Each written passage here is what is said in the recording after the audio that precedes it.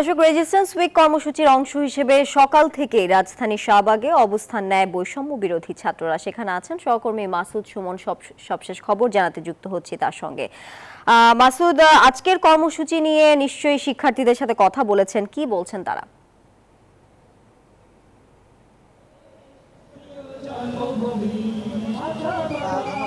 আমি শাহবাগে বেশ কিছুক্ষণ আগে এসেছি। আমি আপনাদের দেখাচ্ছি এখনকার চিত্রটি।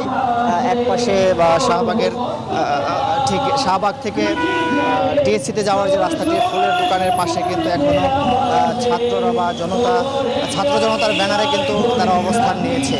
তারা বক্তব্য দিচ্ছেন। বিভিন্ন ছাত্র সংগঠনের যে এই সমন্বয়ক ছিল বা এই ছাত্র আন্দোলনে যারা নেতৃত্ব দিয়েছে, সেখান থেকে কয়েকজনকে আমরা দেখেছি। তারা যেমনটি বলছেন যে এই যে রেমিটেন্স সপ্তাহ চলছে সেটি পালন করছেন তারা। পাশাপাশি তারা বলছেন যে আজকে যে শোক দিবস পালনের কথা ছিল আওয়ামী লীগের বা সাবেক সরকার প্রধান যে ঘোষণাটি দিয়েছিলেন ভিডিও কলের মাধ্যমে, সেটি তারা প্রতিহত করার জন্য এখানে একত্রিত হয়েছেন। তারা বলছেন যে এই যে শত শত ছাত্র জনতা, দেশের মানুষ শহীদ হয়েছেন, তাদের রক্তের দাগ এখনো শুকায়নি। সেই জায়গায় দাঁড়িয়ে এখনো নাকের মাথায় রক্তের গন্ধ। ইস্পাহানি পার্বণ, চিনি গুঁড়া চাল, অনন্য ঘ্রাণে, উৎসবে আয়োজনে।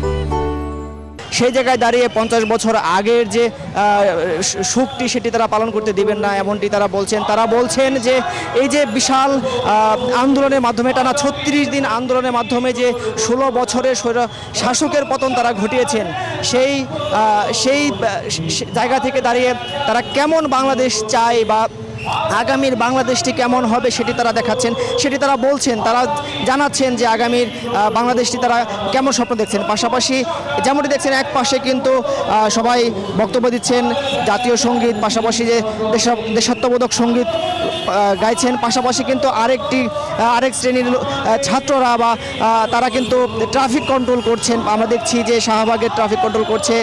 আবার বিভিন্ন আমরা যে পয়েন্টগুলো দেখেছি শাহবাগ থেকে টিএসসি যাওয়ার পথে বা মৎস্য ভবনের পথে, সে পথে কিন্তু পয়েন্টে ছাত্ররা অবস্থান নিয়েছে, লাঠিসোঁটা নিয়েও অবস্থান করেছে। তারা এটিকে প্রতিহত করার জন্য, আওয়ামী লীগের যে আজকের কর্মসূচি ছিল সেটিকে প্রতিহত করার জন্য তারা অবস্থান